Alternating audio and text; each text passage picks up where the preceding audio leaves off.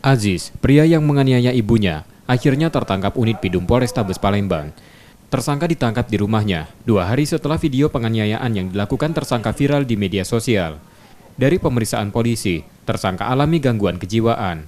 Karena selama pemeriksaan, tersangka bersikap aneh dan memberikan jawaban tidak sesuai pertanyaan polisi. Polisi juga meminta keterangan keluarga korban yang membenarkan jika tersangka sudah sering melakukan kekerasan pada ibunya jika kambuh. Kita mencari keberadaan korban dan pelaku. Kemudian kita dapati awalnya kita menemukan ibu kandungnya dan bapak kandungnya.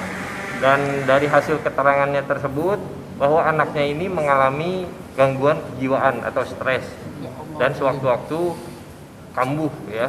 Dan kejadian ini sudah berulang kali dia lakukan.